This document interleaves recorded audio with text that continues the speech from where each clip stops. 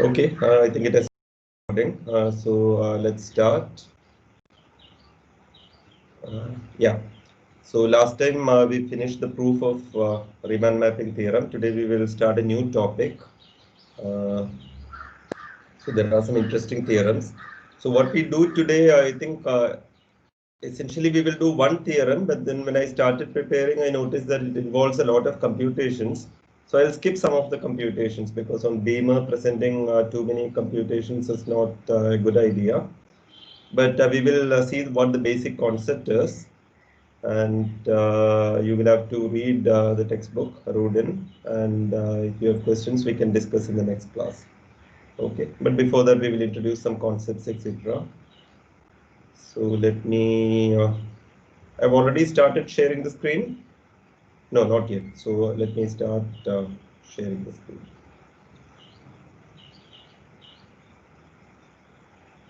You can see the screen, no? Yes. Okay. So today's lecture 18. Yeah, so this is just a word used in complex analysis. This just means injective, nothing more. So a holomorphic function, when it is injective, some people call it univalent. Okay, so we are going to discuss univalent functions, holomorphic functions in an open domain. We are interested in these functions on the open unit disk. And there is what is called an area theorem, which we will prove today. And as I said, there's a little bit of computation involved. As you can see, the word area is there. So some area computation in two different ways is what will give you the result. We will go through the proof, but I'll skip a few details because I don't want to, type too many computationally heavy things. Not much easy computations, but typing is not easy. Okay, so let's start. So last time we completed the proof of RMT. We could have done RMT in one class. After all, we have 1.5 hours, but typically I don't like to continue more than an hour because I think already, online classes. So there was a survey conducted by IIT. Most of you participated in that survey. How the online classes are going, easy, difficult, etc. You got such an email, no? Yeah. The recent one, right? Only one, no? Just before the midterm, maybe? Oh, no. Okay, so there are two. There was one very recently, like About, Sunday or something okay, just last before week. that. Because that they would not have processed yet. But the one they conducted sometime back, you got it? Yeah, that also we had got it. Yeah. MSc students also got it, or was it only for undergrad students? No, sir, we also got it. You also got it, okay. So most of you have filled that. So I did not go through the full details, but I saw some diagrams and I saw that a lot of people have difficulties with internet, with power cuts at home, and the general stress because you're also not meeting your friends, etc.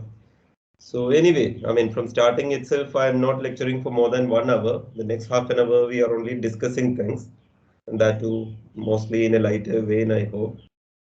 Uh, anyway, so today also, today maybe I don't know. By the time, so we will not discuss more. We will not have the lecture more than an hour. Maybe I have a bit extra material today. I'm not sure. We will stop and continue in the next class if that's the case. Okay, so that's also one reason I cut down the number of assignments. Otherwise every week I was giving at least one. I think they were also, I mean, two. I think teachers have started giving too many assignments because it's online. So I thought uh, if you are really interested in the subject anyway, you will learn. I should not put too much pressure. Okay, so anyway, feedback is always good. Yeah. But we will have some assignments because we need to have some way of evaluating. Okay, anyway, let's start. So we completed the proof of RMT. Yeah, so what I was saying was we could have done it in one class, but I did it in two classes because I didn't want to put too many things in one class. So we completed the proof in two classes. Today we will discuss holomorphic functions in U and these are univalent. So what does that mean? They are injective. So injective holomorphic functions in U. So univalent is used for any open disk. We are going to consider U. What is our notation U? It's the open unit disk. Z such that mod Z is strictly less than 1. And yeah, so there's no specification on the codomain. These are valued in C. These are not maps from U to U or anything. Anyway, U to U, you know the maps. Injective maps are phi alphas, right? Automorphisms of U. Well, those are bijections. Yeah. But here, you know, these are valued in C. There's no, I'm not specifying what the range is, what the codomain is. So these are sometimes called univalent. Today we will prove a result not about univalence, but about functions which have a pole also, a particular kind of meromorphic functions, what is called an area theorem. And it's called an area theorem because the proof involves computing area of an ellipse. Okay, area of an ellipse. So, so some geometric way of proving a complex analysis result. And that's all that we will do today. And we will use this in order to prove a very famous theorem called the Kobe quarter theorem. Quarter meaning 1 by 4, right? So it is called the Kobe 1 by 4 theorem, 1 by 4 quarter. Okay. This we will prove in the next class. So we are interested in univalent functions in U, which have a power series expansion of the form fz is z plus a2 z square plus a3 z cube plus etc. valid throughout U. These are the kind of functions that we are going to study. Not just, yeah, so injective holomorphic functions with a valid power series like this throughout U. This is what we are going to study. Okay. You can see that if you have a power series which is injective, then more general power series a0 plus a1 z plus etc. And if it's injective, it can be brought to this form because f is injective if and only if f minus a0 is injective. So without loss of generality, in order to study such injective power series, you can assume that the constant term is 0. That's without loss of generality. And therefore it will be a1z plus etc. And you know that a1 is not 0. If you have a power series fz is a1z plus a2z square plus etc., then you know that a1 is necessarily non-zero. Why is that? Otherwise, around zero it will have a Otherwise, chance. yeah. So you know that f prime is non-zero, right? F prime will be a1, no? F prime at Yes. 0. Yeah, that's what you were saying in other words. Yeah. If a1 is 0, you will have a root of a 0 of order 2, but it is injective, so it can't happen. So a1 is non-zero, and therefore you can divide by a1 and assume that the coefficient is 1. So in general, we will consider power series like this. The coefficient, there is no constant term, and the coefficient of z is 1. So that's without loss of generality, can be brought to this form. Let S denote the collection of all such functions. Okay, this is the collection that we are going to study today and in the next class. So if such a power series is univalent on the open unit disk, yeah, so again, I don't know the pronunciation, Bieberbach, let me say it, Bieberbach or Bieberbach or whatever. I think German maybe, yeah, German mathematician. So he had a very longish life. So this makes him 90, yeah, 96, no? Yeah, mine is very long, I think. So he proved, so this Kobe quarter theorem is proved by Bieberbach actually. You know, it's named after Kobe because he conjectured it, that such a result is true. Anyway, Bieberbach proved that if you have such a thing, then of course A1 is 1, but on A2, he proved that modulus of A2 has to be less than or equal to 2. So it's a very beautiful result. This we will prove in the next class. Okay, so if you have a univalent function given by a power series expansion like this, after this normalization, constant is not there and the coefficient of z is 1, then the second coefficient you have a bound. It is less than or equal to 2. He also conjectured in 1916 that a similar result is true for all the coefficients. Mod an has to be less than or equal to n. This is called this was a very famous conjecture. It's called the Beiberbach conjecture, and this was proved much later. It took a lot of time. It took 70 years. So this was proved in 1985 by Louis Debranche.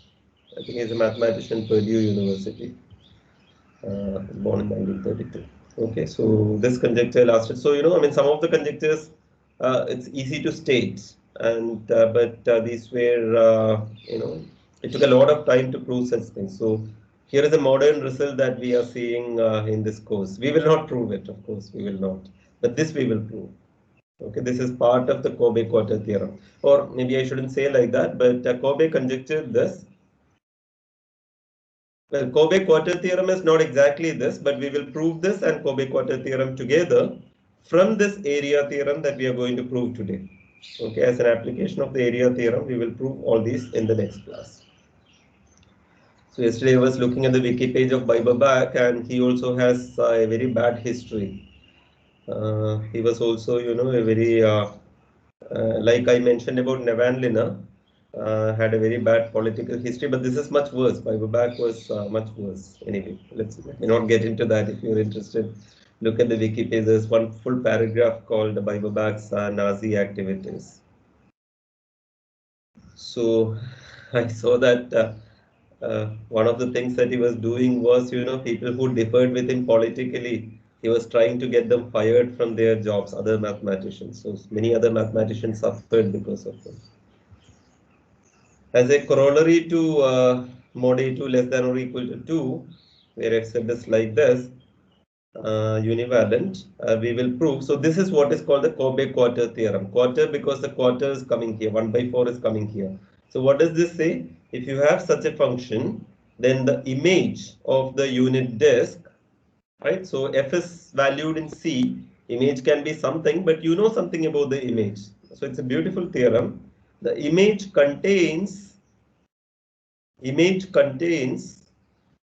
the open disk centered at 0 and radius 1/4. So that's a very powerful result. Any such function, if you take, image contains a small disk. In fact, it contains a disk of radius 1/4, and 1/4 is sharp. You can't increase 1/4. So there's a particular example called the Kobe function, which shows that this is sharp result. You cannot in general say that image will contain something bigger than this. I mean, you can give an example of a function where image will contain this much and not more. Okay, so all this we will do in the next class. So in general, if you don't put it like this, if it's a more general power series, I think the center might shift and the radius will be adjusted by f prime. Right, 1/4 is 1/4 times f prime at 0, and this must be f of 0. Some adjustment you will have to do if it is not given in this form. This is a quarter theorem.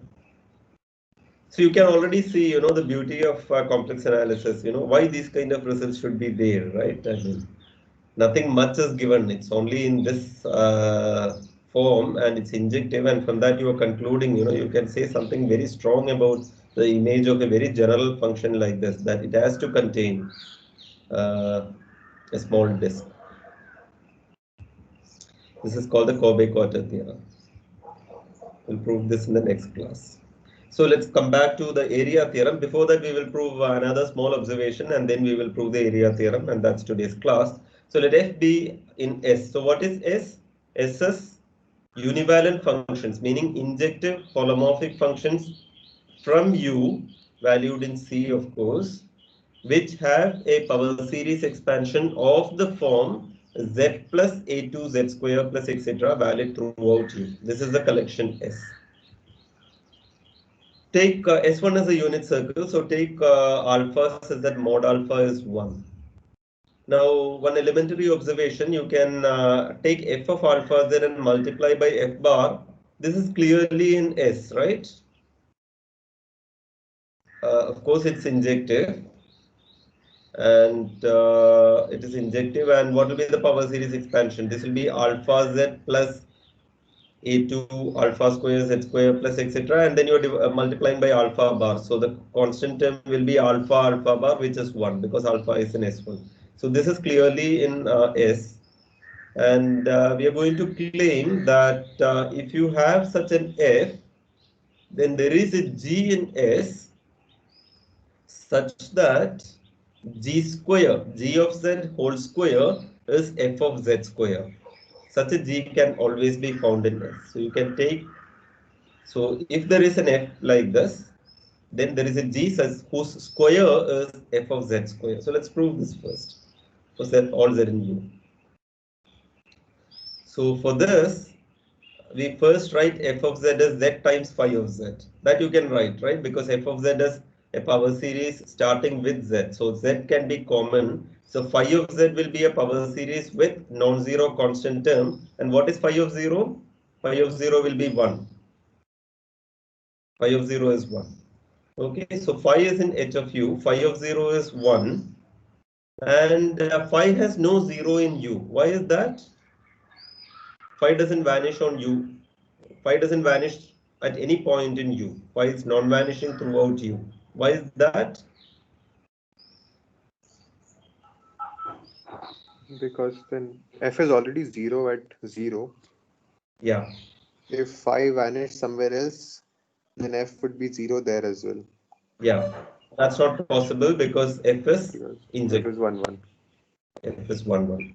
And therefore phi has no 0 in U. And phi has no 0 at 0 also. So phi of 0 is 1. So because F is 1, 1.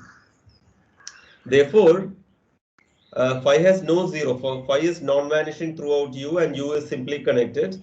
Therefore, there exists a holomorphic square root. So h in h of U with h square is phi. Agree? Non-vanishing holomorphic functions admit holomorphic square roots.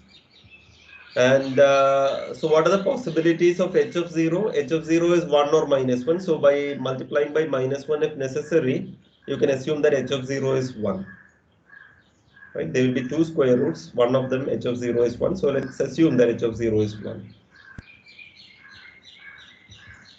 Okay. So now we are going to, so what do we want to show? We want to show that there is a g such that g square is f of z square. And we are going to take g of z to be z times h of z square. We found a square root of phi and we are going to multiply. So we are going to take gz as z square. Then this will work because what is g square z now? We want to show that g square z is f of z square. So g square z is z square h square of z square. Just take square. And h square of z square is what? H square of z square is phi of z square. So this is h square, typo, no? H square is phi. So this is z square phi of z square, not phi square of z. No, right? H square is phi. So h square of z square is phi of z square. So there's a typo. It is phi of z square.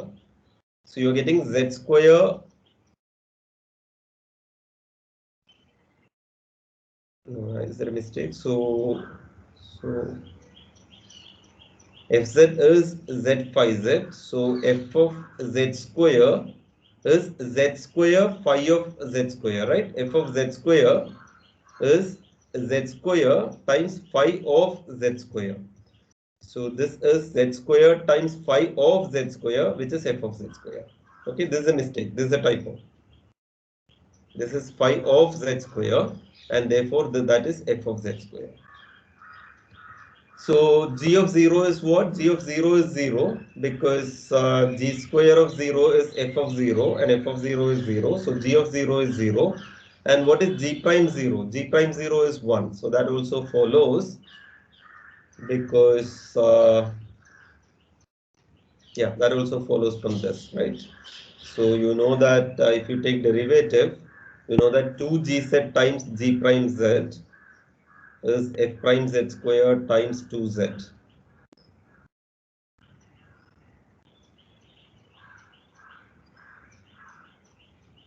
Right, 2gz g prime z. So 2g of 0,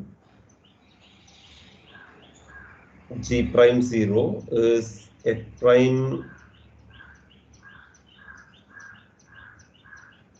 0 times, so I need to cancel a z, so maybe not directly from there. Check it, it's an easy check. Maybe you can check from here.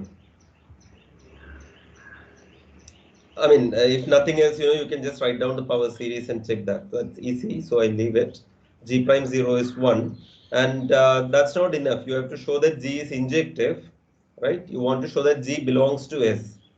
So from these two things, it follows that G has the correct kind of power series expansion, but you also need to show that G is injective. For that, if G of Z is G of W, you want to show that Z is W. So if G of Z is G of W, then f of Z square, f of Z square is f of W square, but f is injective, so Z square is W square. And we have to show that Z equal to W, but suppose not, then Z is minus W. But if Z is minus W, from this you can conclude that G of Z and G of W, if you compare, because of this you will get a minus sign. So from this it follows that G of Z is minus of GW, but GZ is also GW. Therefore, GZ is GW is 0. From this and from this, GZ is GW is 0. But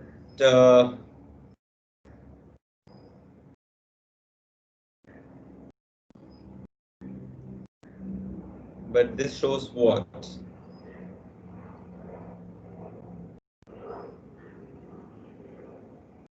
What can you conclude from this? I am blanking out.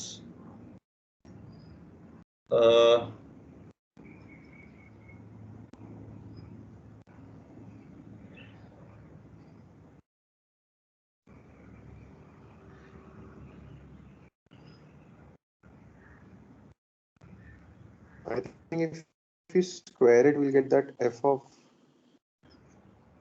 z square is equal to, sorry, yeah, f of z square is equal to 0. Yeah, but that But we f already we know is, go ahead. Yeah, but we know that, and we know that that is the only 0. So we'll get that z square is equal to 0. yeah, And then we are done, right? Because w square is equal to z square is equal to 0. you're right. And it can be seen from this directly also, right? Same thing. Whatever you said is already part of this. That so you are getting.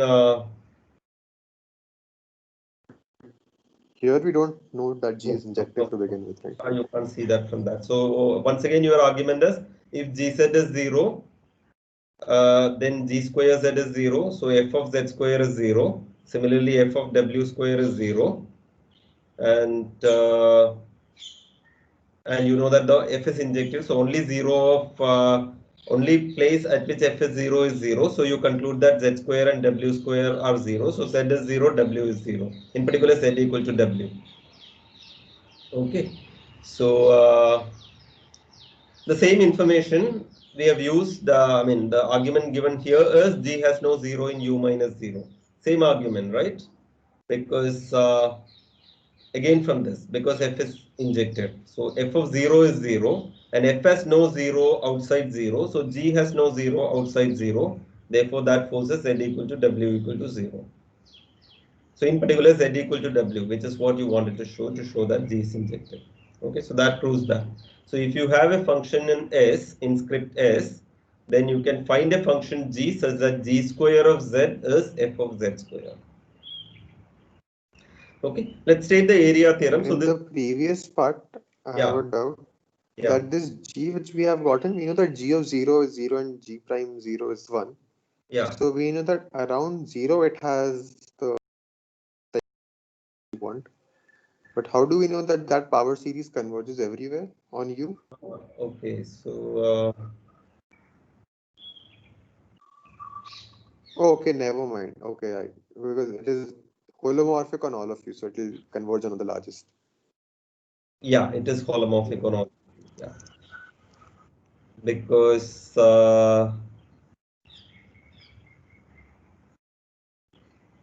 yeah, because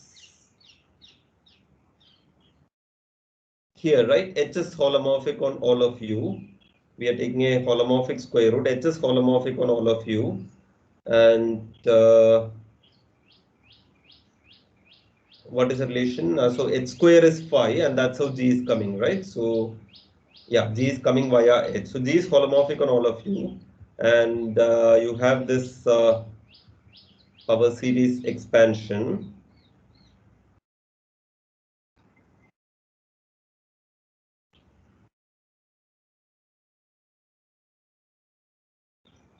No, but how do you say, Ariman? You wanted to say that the same power series holds throughout, no?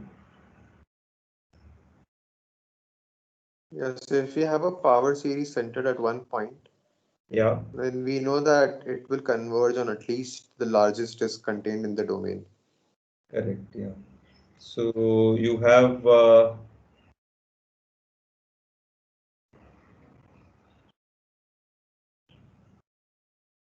So yeah, here we had a power series around 0, which was of the form z plus a2 z square and so on.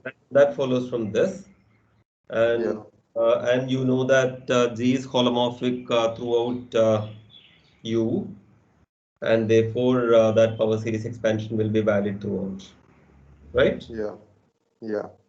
So that means going back at the very starting when I defined this, when I defined univalent functions, I don't have to say, so I'm already assuming it's injective.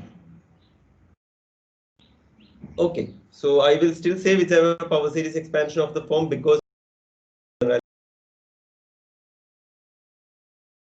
so what you know is that because of injectivity, yeah, so I could have said that any univalent function, yeah, I still have to say this. I was just thinking that can I say that, I can, I don't need to say that it has a power series of this form, but still I may have to say that because otherwise, it could have been a naught. I can always add a constant and I can scale it so that the coefficient is not 1. So for that reason, I will continue to say that, but here it's okay. Yeah, thanks.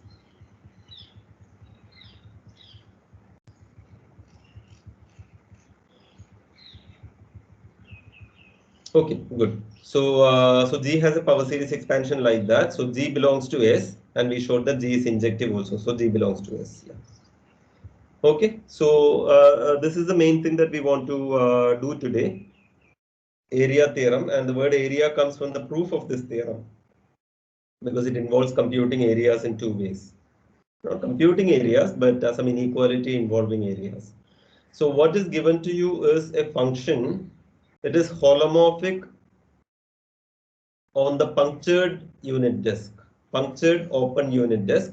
Outside 0, it is holomorphic, and it is given to be 1, 1 in U. Throughout U, it is 1, 1, and it is given to be of the form. So it has a Laurent expansion, and the net principal part is just 1 by Z. Okay, so f of z is 1 by z plus summation alpha n z power n. This is the positive part. And it is 1, 1. Okay, so 1, 1 is crucial. So you have a function holomorphic everywhere outside 0. It is of this form and it is 1, 1. And then there is a relation involving the coefficients. So summation from n from 1 to infinity, n times mod alpha n square. This sum is less than or equal to 1. This is what is called the area theorem. So there's no area in the theorem. Area theorem it is called because its proof involves computing area of an ellipse.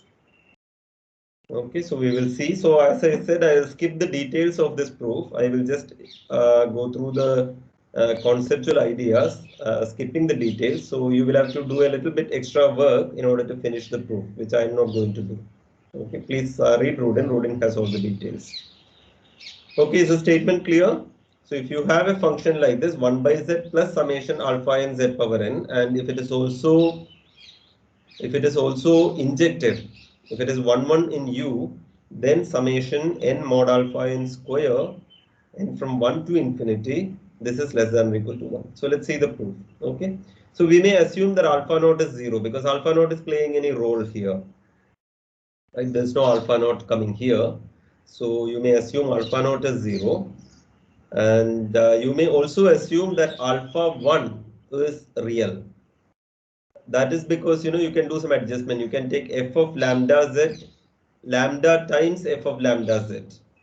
So if you take lambda times f of lambda z, this part is same because lambda z and lambda times, so that cancels. This doesn't change. And for alpha 1, you will get lambda square alpha 1. So if alpha 1 is not real, you can multiply by some lambda square and make it real. So you may also assume that alpha 1 is real by considering this function.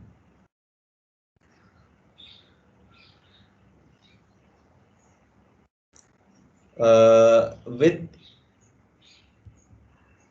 lambda in S1, because then it doesn't matter here. So if you have lambda square alpha 1, its square modulus square is again mod alpha 1 square because mod lambda is 1.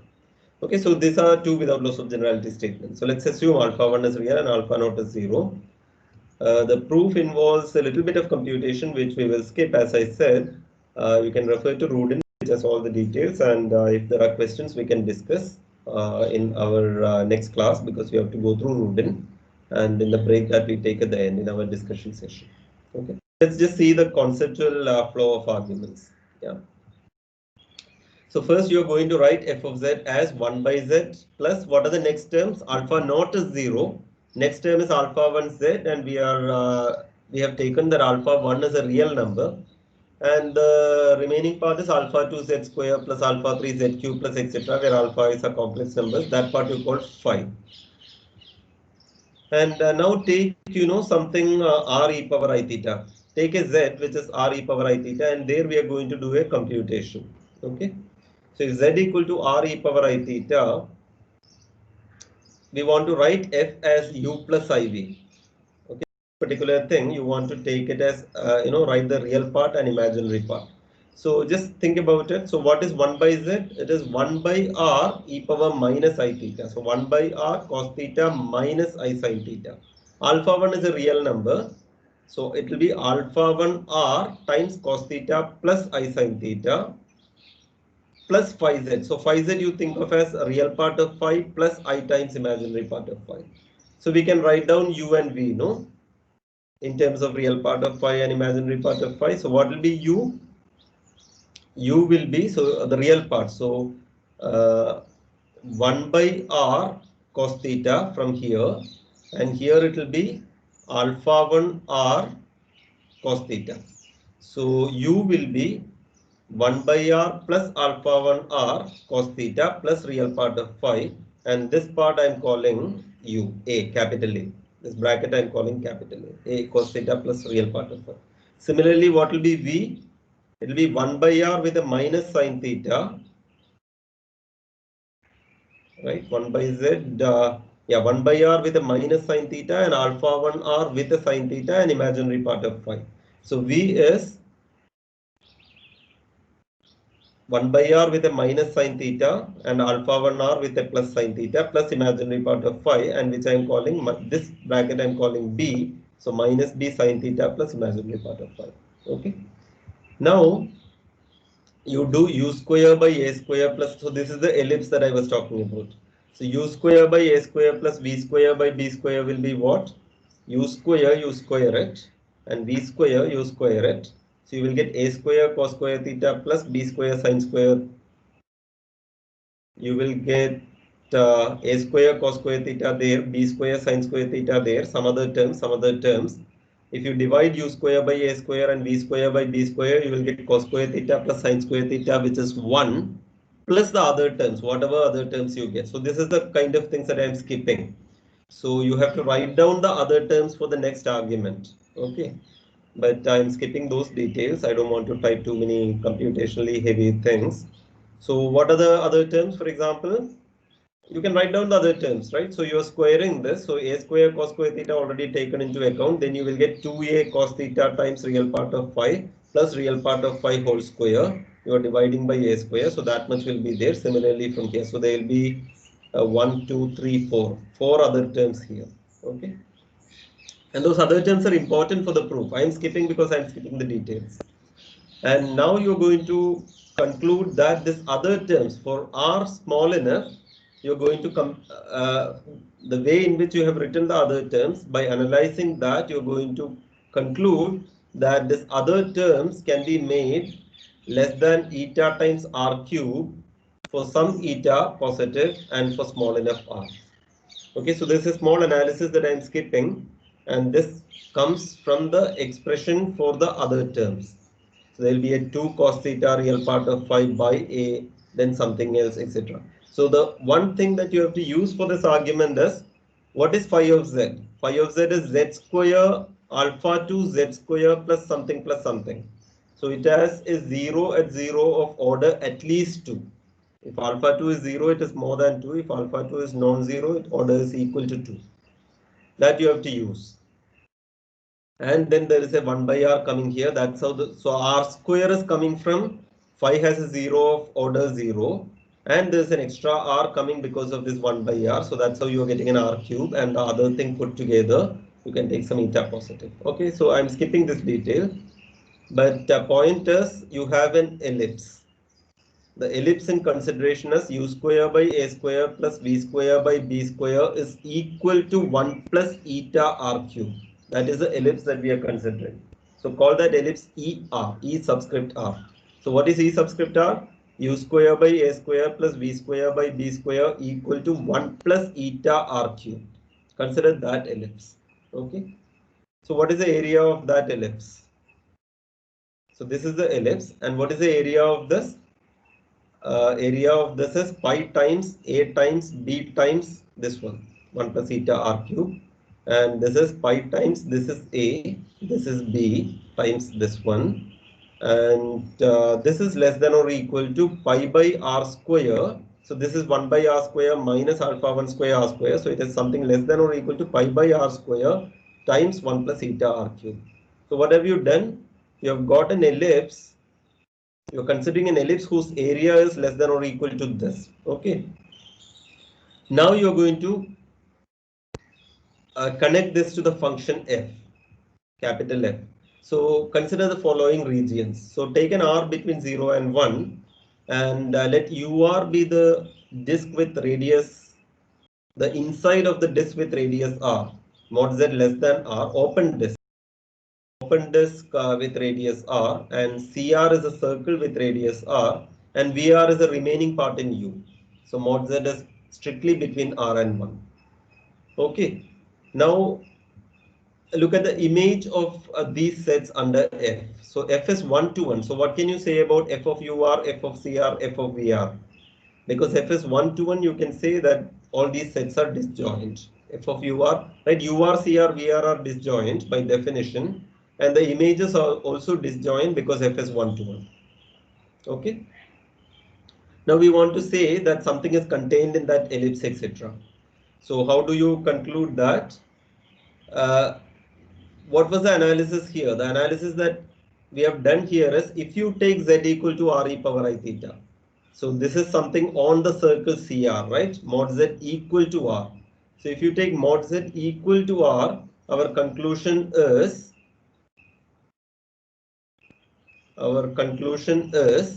if you take f of z, if mod z is equal to r, and if you take f of z, then u square by a square plus b square by b square is strictly less than this. So the conclusion here is, if you take a point on the circle CR, that means mod z equal to r, and if you take the image under f, then that is inside the ellipse. That's in the interior of this ellipse. That's what we have proved. So what we have proved is, f of CR is in the interior of ER. Interior of ER you can see, right? The inside of the ellipse, so to say. So f of CR is in the inside of this ellipse ER. This is what we have proved. by looking at real part, imaginary part, and doing some analysis. Now, what can you say about f of ur? See, remember, f has this 1 by z term. F has this 1 by z term. So, what will happen to ur? So, the function is almost like z going to 1 by z. Some more parts, but the real determining factor is a 1 by z term. So, what will be f of ur? Right, you have ur, cr, and vr. So, under f, you get 3 disjoint sets in C. Right, which of this will contain infinity? Which will be a neighborhood of infinity? F of ur. F of ur, because of the 1 by z term. So f of ur is a neighborhood of infinity, and therefore what can you say? F of cr is in the interior of the ellipse. So ellipse is just outside f of cr, and f of ur is a neighborhood of infinity. So the conclusion is that er is contained in f of ur. Right, because this is the neighborhood of infinity, CR is already inside this. So this has to be part of f of ur. Okay, and therefore you conclude that f of VR is inside ER.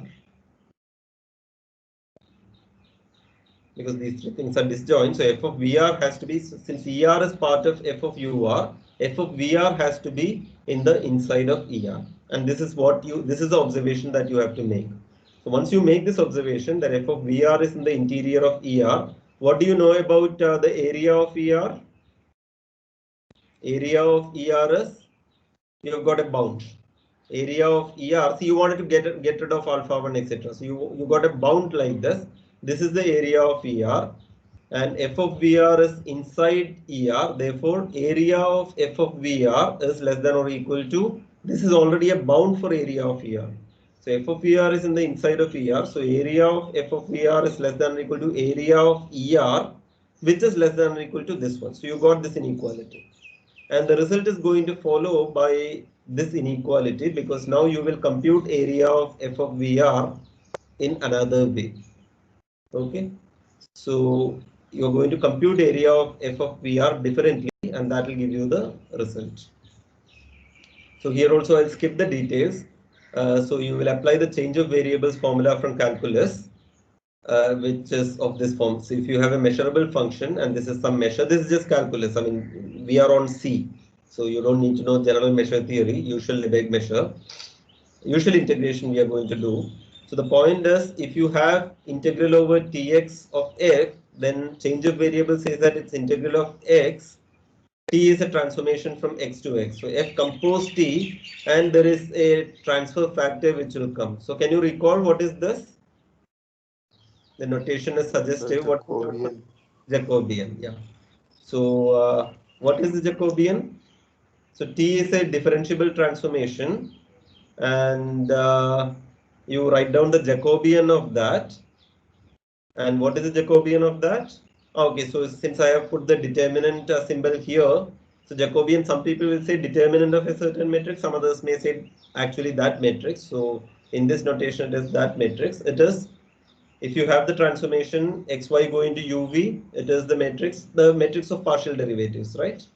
So this is the change of variables formula, and we are going to apply that. So with t equal to the function f given to us, and x is VR, right? We wanted the area of f of VR. Area of f of VR is here, no? This part, right? Area of f of VR will be double integral over f of VR, just the measure, no function. F is constant function 1. So that is area of f of VR, and we are going to apply this. So Jacobian, what is the Jacobian of this transformation? This is our transformation f. F of xy is u plus iv. What is the Jacobian here? It will be the determinant of ux, uy, vx, vy. But you know something about ux and vy, no? The CR Cauchy equations will tell us that it's. Yeah. Therefore, that determinant will be nothing but modulus of f prime square by Cauchy-Riemann. Okay. So therefore, we'll skip the computation. So here is a reference. We will get this. So what did we conclude here? Area of f of VR is less than or equal to this. This one is bigger than or equal to area of f of VR, and area of f of VR is precisely this. I'm not writing, dx, dy, etc., right? But it's exactly that. It is integral over f of VR. But that is integral over VR. This is identity. And the Jacobian is mod f prime square. So this is what it is. And I am skipping 2-3 lines of computation. This is a double integral that you have to do. VR is what? VR is mod z varying from r to 1. So you have two variable integral, one variable moving from r to 1 and the other variable moving from 0 to 2 pi. That will be that annulus, and you compute that thing and you will get some expression. Okay, so I haven't done the computation, I just copy pasted it from Rodin. But this is the double integral computation that you will do. Actually, you will evaluate a double integral and you will get this equality. So this integral by change of variable formula you have applied here, you have got an equality. So you have got an inequality here. And this is all that you need. So what you do is cancel a pi and subtract a 1 by r square or something. And from this you get, so I'm skipping the computation. From this you get an inequality summation in going from 1 to infinity.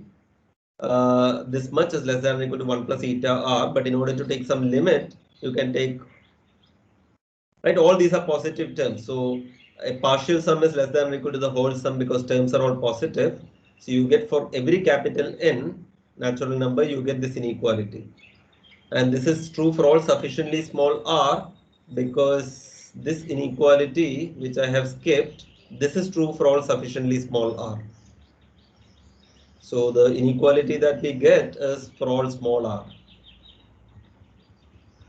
So for sufficiently small r, you have got this inequality, but that doesn't matter because you are going to conclude the proof by taking r going to 0.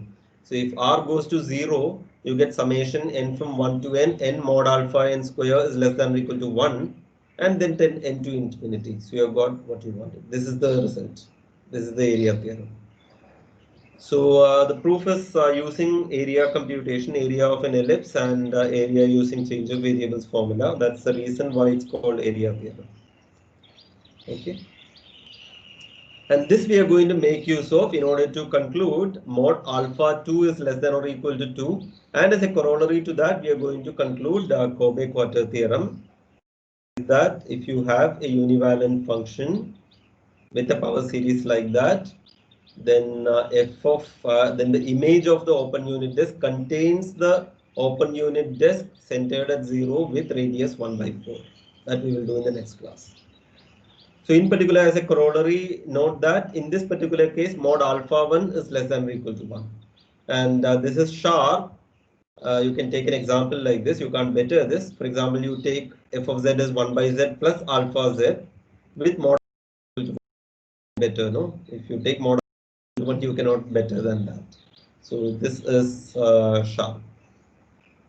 Okay, so let's stop the lecture part of the class here and stop sharing the screen and stop recording.